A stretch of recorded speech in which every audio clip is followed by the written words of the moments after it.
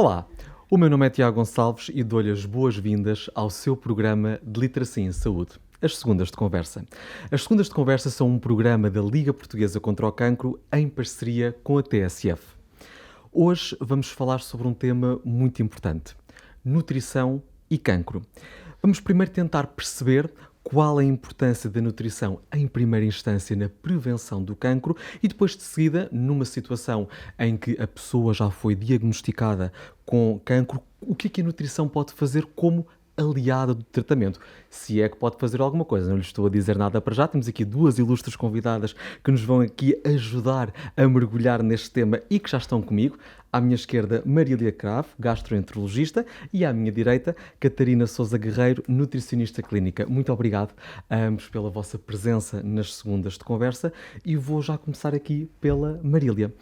Marília, tenho aqui comigo um dado importante da Organização Mundial de Saúde que prevê que em 2050 haja uma duplicação do número de casos de cancro, isto provocado pelo facto de as pessoas se calhar não estarem a comer assim tão bem, e, portanto, temos aqui números de obesidade altos e, portanto, então casos de cancro provocados por aquilo que podemos potencialmente comer. E por isso eu pergunto-lhe se aquilo que comemos, em primeiro lugar, pode ou não originar cancro. Boa tarde, muito obrigada pelo convite. Pronto, eu em primeiro lugar começava por dizer que de facto há uma estimativa que os casos de cancro nas sociedades modernas vão aumentar, mas acho que é muito redutor dizer que é por causa daquilo que nós comemos. Para já há mais cancro porque nós vivemos mais e o cancro é uma doença do envelhecimento. Depois pode também haver um aumento do diagnóstico de cancro, não é?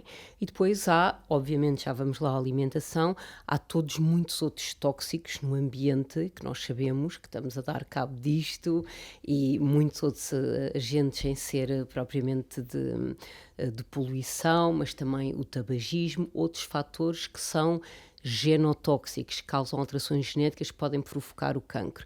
E dentro disso, pois, então, temos a alimentação, está bem?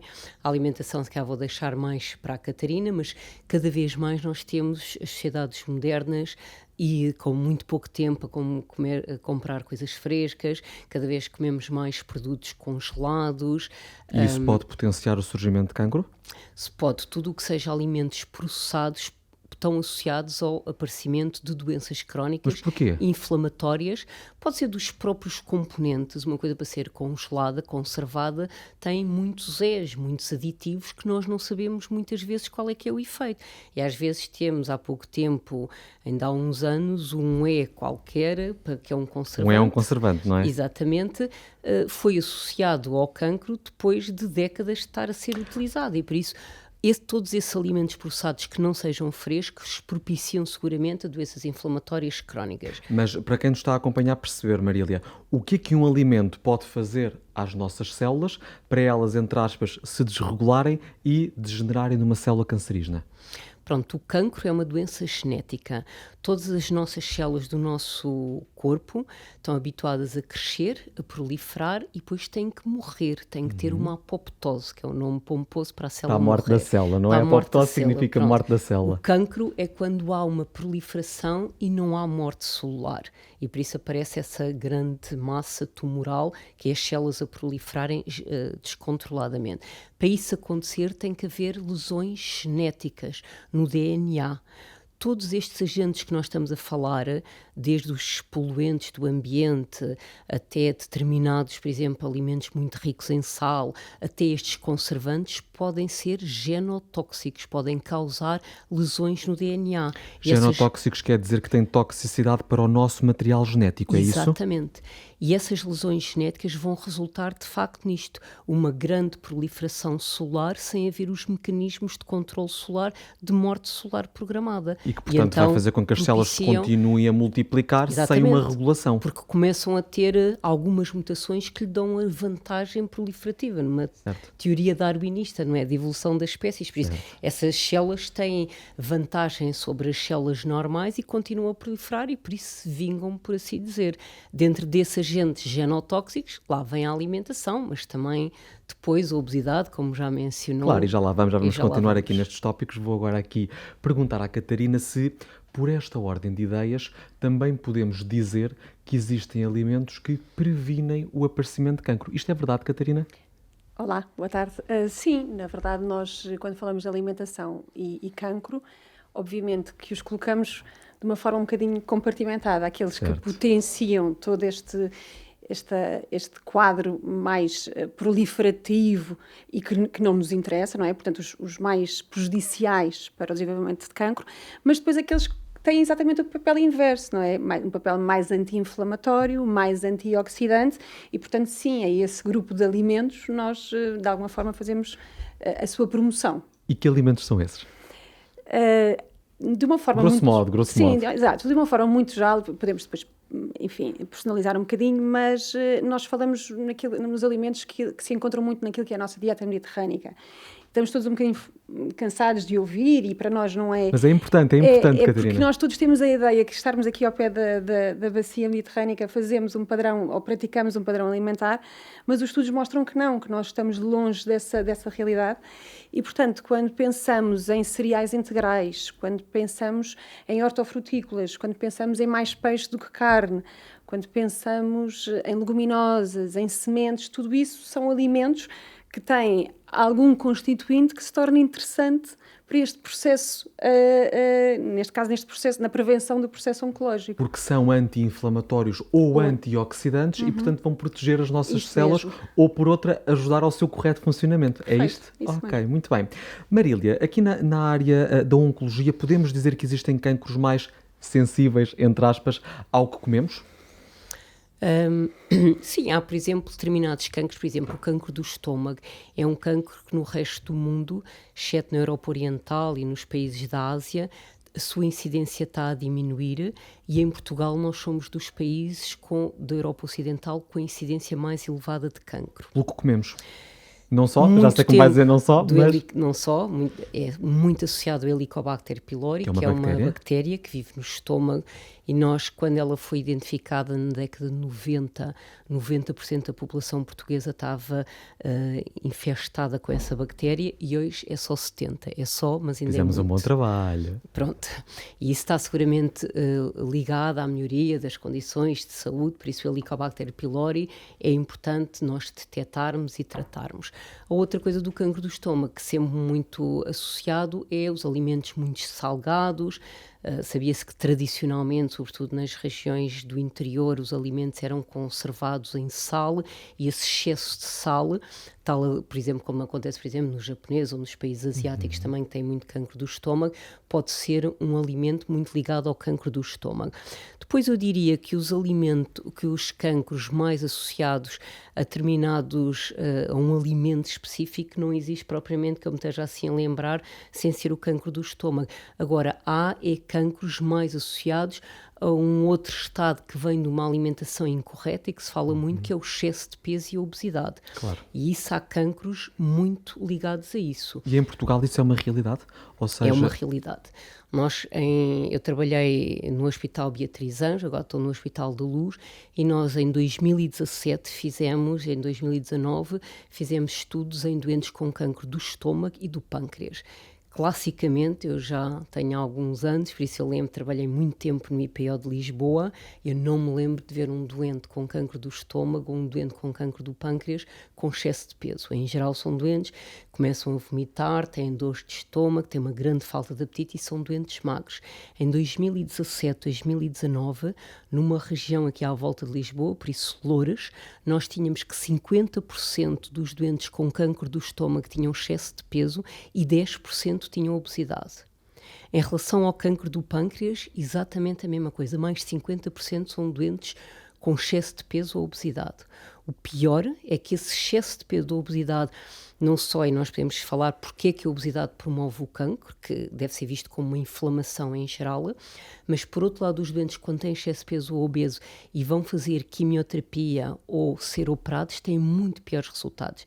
Nesse grupo de doentes de Loures, todos os doentes que eram obesos e que faziam a quimioterapia antes da cirurgia para obter melhor resposta tumoral, nenhum deles terminou a quimioterapia, todos faleceram.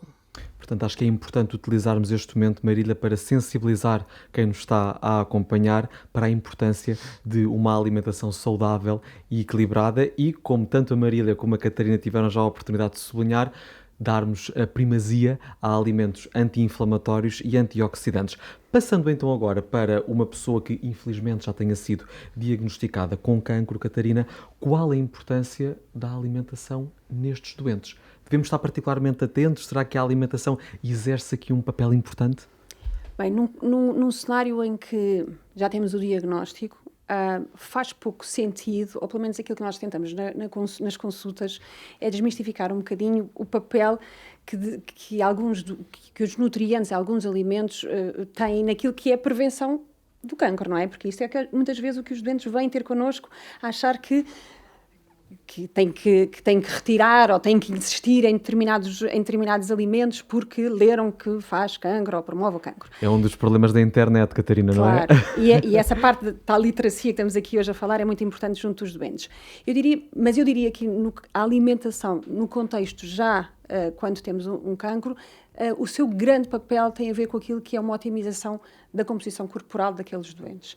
Nós sabemos hoje que um doente muito desnutrido ou um doente, como dizia a Marília há pouco, muito obeso, na verdade, a sua resposta aos tratamentos vai ser diferente, vai ser pior. Nós sabemos que o cancro em si tem implicações na maneira como o doente, obviamente, se alimenta. É um fator, o cancro aumenta as necessidades, o cancro pode tirar apetite e, portanto, obviamente que a alimentação aqui tem que ser manuseada de forma correta. Portanto, composição corporal e ajustar a alimentação face ao tratamento que aquele indivíduo está a ser sujeito é o grande papel da nutrição no contexto do cancro. Muito bem, mas Catarina, pela sua explicação, depreendo também que um diagnóstico de cancro não é forçosamente sinónimo de uma alimentação restritiva. Ou seja, temos que ter mais atenção à alimentação na ótica de temos que cortar muitas coisas ou não tem que ser exatamente assim? Não, pelo contrário. Às vezes, e isso é uma das grandes questões e desta comunicação, é ótimo que exista comunicação à volta da alimentação, mas às vezes há uma mensagem muito distorcida. Eu vou-lhe confessar, Catarina, e desculpe interrompê-la, mas de facto, quando eu pesquisava para este episódio, encontrei informações contraditórias e é por isso que lhe estou a perguntar isto para desmistificarmos. Imagina o doente que vem em busca, que lê tudo o que pode, não é? Na verdade, é uma mensagem muito importante. Um doente desnutrido, um doente que corta as farinhas brancas, o doente que corta o açúcar, o doente que corta os laticínios, sempre baseado numa informação pouco credível, é um doente que vai estar com pior aporte nutricional, com pior estado nutricional e é um doente que vai... que os tratamentos a que vai ser sujeito vão ficar claramente condicionados. Porque responde menos bem ao tratamento. Claro. São dados cientificamente comprovados, em estudos, mostram que a maneira como o hospedeiro recebe aquele tratamento, quando está com pouca massa muscular, essencialmente com pouca massa muscular, o efeito que aquela quimioterapia, que aquela radioterapia, ou mesmo que a cirurgia, a recuperação da cirurgia, é muito diferente. Até porque, Catarina, e se calhar não faz sentido o que eu vou dizer, mas até mesmo numa ótica emocional, quando nós nos alimentamos de alimentos que gostamos, se calhar tendemos a ter uma predisposição mais positiva para aquilo que estamos a fazer. Não, a componente emocional é muito importante. Obviamente, enquanto nutricionista, quando eu tenho um doente à frente, um doente oncológico que está a ser sujeito a algum tratamento, é óbvio que, na minha cabeça, a primeira estratégia nutricional não passa pelo doente ir beber Coca-Cola e comer bolas de Berlim, Com não é? certeza. Mas interessa muito que aquele doente se alimente, que ingira, se possível, à custa de todos os macronutrientes e alimentos o mais saudável possível. Mas há margem para que aquele doente tenha que consumir ou consuma aquilo que, na verdade, está apto a fazê-lo. Naquele momento, os doentes têm uma falta de apetite, não têm sabor, têm a boca muito seca. Enfim, têm diarreias, têm obstipações, há N situações que já vão fazer com que ele não se possa alimentar como gostasse. Se ainda por cima vamos colocar aqui variáveis que não estão comprovadas cientificamente como tendo algum benefício, pioramos. é só má prática clínica. Muito bem, sim senhora. Marília, e falando aqui de prática clínica, obrigado pela sua deixa, Catarina, mas como lhe dizia, então, falando aqui da sua experiência, quando diagnosticamos um doente com cancro e instituímos determinado regime terapêutico, por norma, há também aqui a transmissão de recomendações ao nível da alimentação, ou tendemos a esquecermos um bocadinho desta parte? Não, cada vez mais nós temos uma abordagem holística do doente, está bem? E da mesma maneira que dizemos, pronto, foi diagnosticado com cancro, nós temos que fazer o estadiamento, qualquer ele que seja o cancro. O estadiamento é ver em que fase é que está? Ver que fase é que está, se é para cirurgia direta, se é para fazer quimioterapia, radioterapia, se é para fazer isso, está metastizado, fazer isso com uma forma paliativa, ou seja, não vamos ser capazes de curar o doente, mas vamos tentar prolongar-lhe a sobrevida e que ele tenha melhor qualidade de vida, ou se vamos fazer quimioterapia para depois ele ser operado. Temos que estabelecer a estratégia e a partir daí tentamos otimizar o doente, não é só fazer os tratamentos e dentro da parte psicológica, se o doente fuma, dizemos para ele parar de fumar e também temos uma consulta de aconselhamento dietético. Excelente. Há aqui uma conjugação, digamos Cada assim, vez de abordagens. mais tentamos otimizar o doente, não só com as intervenções que a Catarina disse, é óbvio que não lhe vai, temos que respeitar, o doente já está em sofrimento, mas temos que lhe explicar que uma melhoria do seu estado geral, do seu estado nutricional, de correções de determinadas deficiências, se ele estiver desnutrido, ter um bom aporte proteico, se estiver com excesso de peso, dizer isto é mau, responde mal à quimioterapia, é um amplificador da inflamação, esta gordura abdominal sobretudo, tentar explicar isso e que aquilo pode agravar a toxicidade do tratamento, quer seja um tratamento de quimioterapia ou um tratamento cirúrgico. Todos nós sabemos, por exemplo, que um doente obeso com aquela grande gordura visceral tem maior risco de complicações pós-operatórias. Tentar capacitar o doente, que ele perceba que faz parte tudo de uma otimização.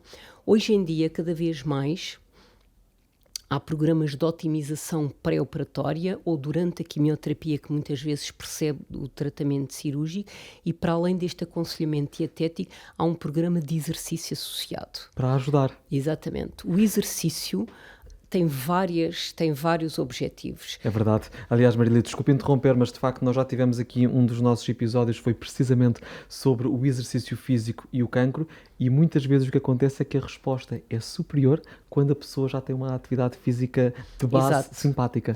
Os estudos experimentais em animais mostram isso, e nós há várias maneiras, era bom, o exercício melhora porquê? Porque todos nós sabemos que o exercício, quando se pratica com alguma regularidade, é um bocadinho viciante. E até liberta endorfinas, sentimos-nos bem, não é? Endorfinas, sentimos-nos bem, pronto. Podemos ter a veleidade também de aumentar a massa muscular, fazemos sobretudo exercício de resistência, de reduzir a massa gorda, e isso pode melhorar a tolerância aos tratamentos médicos ou cirúrgicos e a toxicidade dos mesmos, ou diminuirmos também a massa gorda também. Depois podemos ainda ter outras veleidades que ainda não estão comprovadas, como ter um efeito que está demonstrado em estudos animais, em estudos humanos que eu saiba não, mas ter algum efeito citotóxico, o próprio exercício físico, pela libertação das chamadas mioquinas. Citotóxico é conseguirmos matar as células que não são boas, não é? Exatamente. Muito bem, percebi, sim senhora. Falando agora aqui um bocadinho com a Catarina da interação entre o medicamento e o alimento. Isto é, nós sabemos que existem determinados medicamentos cuja absorção no nosso organismo pode ser influenciada pelos alimentos que nós ingerimos. E pergunto-lhe se no caso dos tratamentos oncológicos, dos medicamentos, dos fármacos que são utilizados nos tratamentos oncológicos, há também aqui o perigo de a alimentação interagir com eles e potenciar ou por outro impedir o seu efeito? Sim, a interação entre alimento e nutriente existe. Em nutriente e medicamento existe. Certo. E, obviamente, que há algumas situações muito particulares, quando falamos de alimentos, devem ser equacionadas. Mas deixa de ser uma questão. Em termos alimentares, isso não é propriamente uma questão. A grande questão passa a ser quando falamos em nutrientes suplementados. Quando falamos em suplementos em que a concentração, o princípio ativo que está dentro daquele suplemento são em doses tão elevadas que de alguma forma se desconhece qual é o efeito que tem do ponto de vista da sua interação com o medicamento. Portanto, sim, existe interação nutriente-alimento, nutriente-medicamento, sendo que, e que estão estudadas e que estão bem comprovadas, não é propriamente um problema na prática clínica porque elas estão estudadas. Quando é que se torna um problema?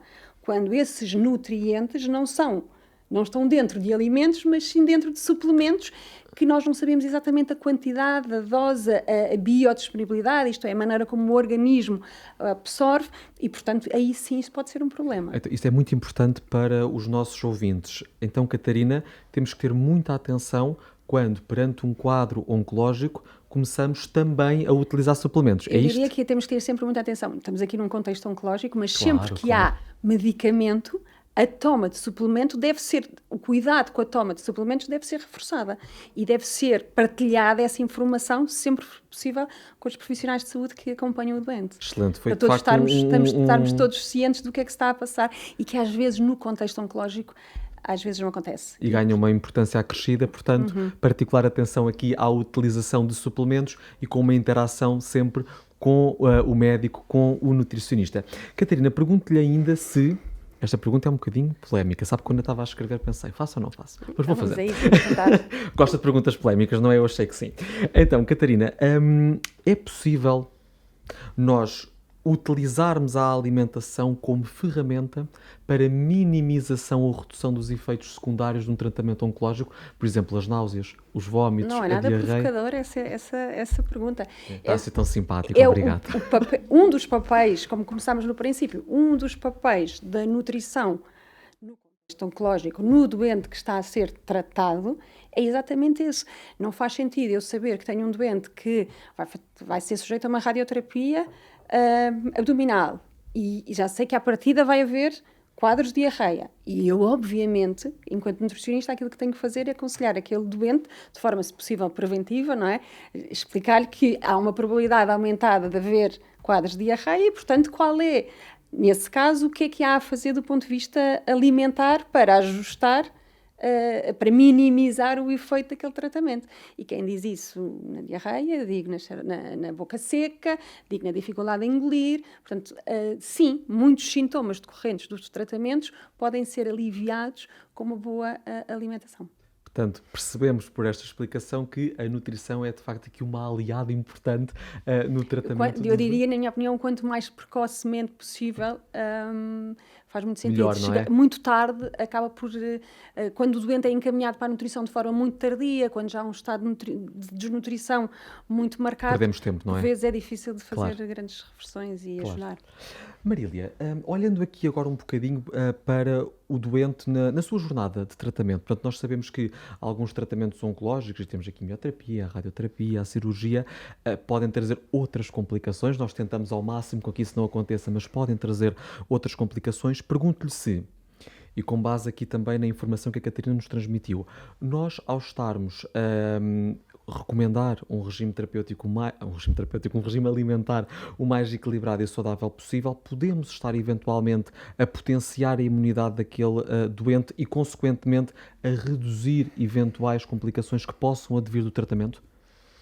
Sim, potencialmente estamos e é esse o nosso objetivo, não é? Ou seja, como eu lhe disse, cada vez mais em todos os hospitais nós reconhecemos que depois de um diagnóstico de cancro nós temos, é muito importante o tratamento médico, a decisão terapêutica, o tratamento cirúrgico, mas há que acompanhar o doente desde o início e a nutrição é seguramente uma parte importante.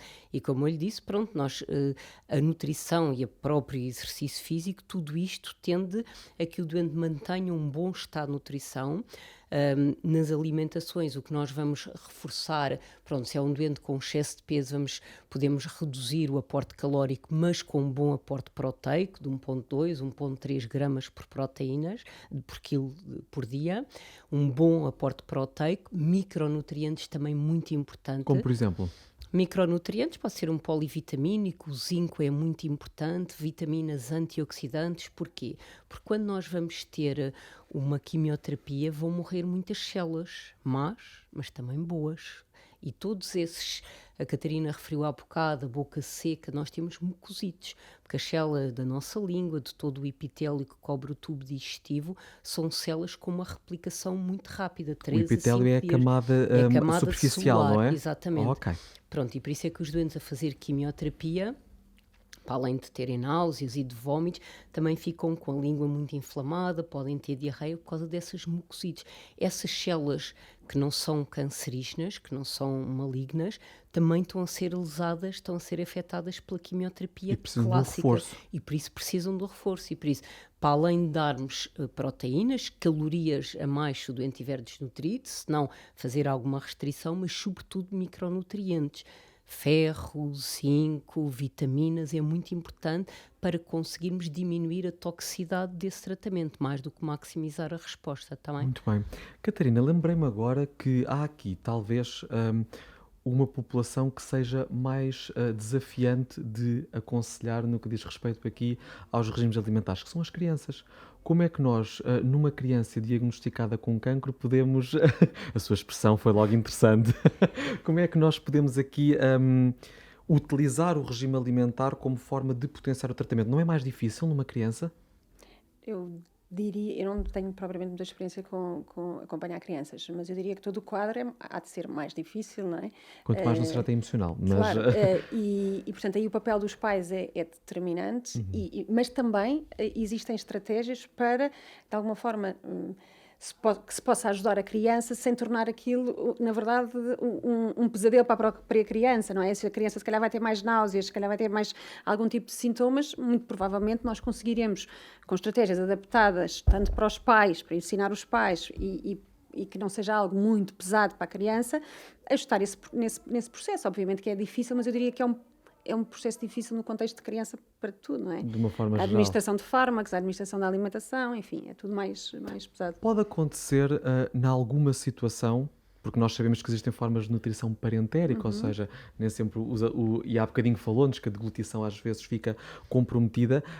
Pode acontecer numa situação de tratamento oncológico termos que recorrer à nutrição parentérica, portanto, por sondas, eventualmente, como é que a professora Marília, isto se calhar, funciona? a Marília fala se Força, calhar vamos melhor aqui fazer sobre aqui uma isso, porque interação entre os três. Força, Marília. Sim, pronto, a gente tem que distinguir. Uma é a via oral, que é aquilo que todos nós comemos. Depois, quando isso, as nutricionistas fazem um inquérito e dizem não, por ele ter muita falta de apetite, ou por ter náuseas, ou por recusa alimentar, não está a atingir o mínimo recomendado, então passamos para os suplementos. Os suplementos, e mesmo nas crianças, eu trabalhei quase 30 anos no IPO de Lisboa, que tem um serviço de pediatria oncológica absolutamente incrível. Não só de profissionais, de médicos, de técnicos, de nutricionistas, e há sempre estratégias de contornar, de alimentos que os miúdos gostam mais.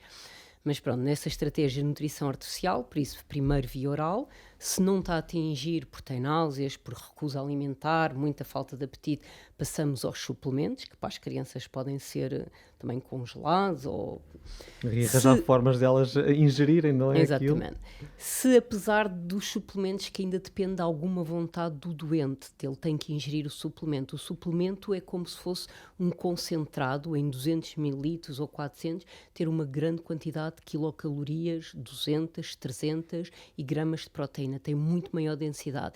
Imagino que ele bebe um copo de leite que tem, não sei, Catarina, 2 gramas de proteínas ou um copo de leite versus um suplemento, pronto, que pode ter 20, pronto. Por isso a densidade calórica e proteica destes suplementos é muito maior. Se apesar de tudo o suplemento não está a ser suficiente, então passamos para a nutrição artificial. E aí a nutrição artificial é sempre que possível entérica, que é por uma sonda, ou pelo nariz, ou se é preciso mais do que 3, 4 semanas, já não recomendamos isso. E recomendamos uma PEG, que é um tubo direto ao estômago. Muito bem. Pode não andar mais de um mês com aquilo pendurado. E só se o tubo digestivo não está funcionando, porque o tubo digestivo é onde faz a absorção dos alimentos e tem muito menos complicações do que... Então aí é que vamos para a alimentação parentérica, também. Há casos, por exemplo, de hematologia com quimioterapias muito violentas que acabam por afetar, não é? Resultam numa mucosite tão grande. Mucosite é uma inflamação da mucosa? Inflamação das mucosas, da boca, do esófago, por aqui afora, e é uma mucosite tão intensa, algumas dessas quimioterapias, que impedem a colocação de uma sonda para a alimentação, seja uma sonda pelo nariz, seja uma sonda diretamente para o estômago, também porque têm valores hematológicos, as células do sangue também se dividem muito rapidamente e por isso vão ser atingidas pela quimioterapia. Mas como é que se faz nesses casos? Parentérica. Entérica, muito bem. E Aí com é- resultados interessantes, ou seja, conseguimos o aporte Sim, que é é necessário? mais, tem mais complicações, tem mais riscos, mas é a única maneira, quando um doente não tem, já tem um estado de nutrição deteriorado e não tem Claro. uma previsão de 5, 7 dias de tolerar uma via oral, não podemos esperar mais tempo. Muito bem. Tenho uma última pergunta para a Catarina. Gostava de lhe perguntar aqui, em matéria de alimentação, que conselho é que gostava de deixar aos portugueses que nos estão a acompanhar? Tem aqui a sua oportunidade para promover.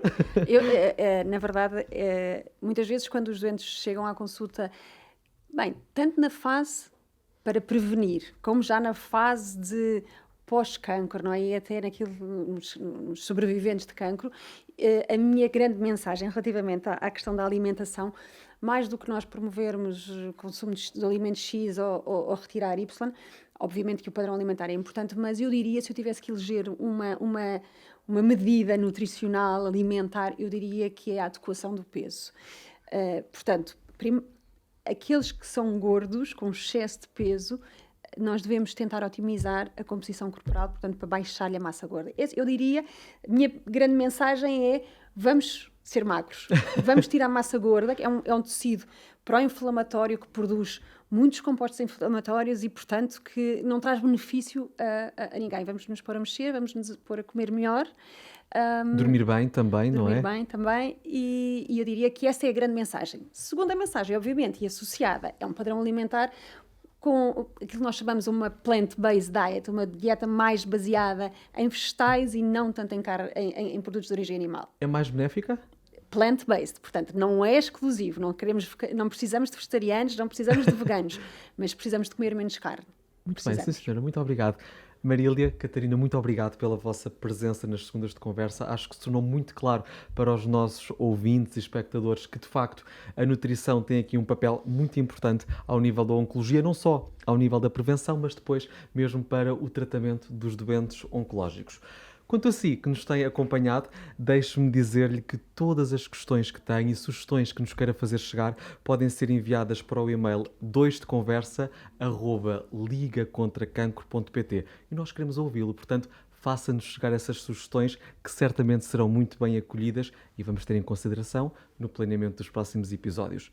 E por falar em episódios, chegámos ao fim deste, mas não sem antes deixarmos marcado o próximo episódio das segundas de conversa, que está então agendado para o dia 29 de abril, onde falaremos sobre o impacto emocional do doente oncológico, ou seja, qual o papel aqui da psico-oncologia. É um tema inovador, não pode dizer que não, e portanto espero contar consigo neste próximo episódio. Teremos como convidada Maria de Jesus Moura, diretora da Unidade de Psicologia do IPO de Lisboa.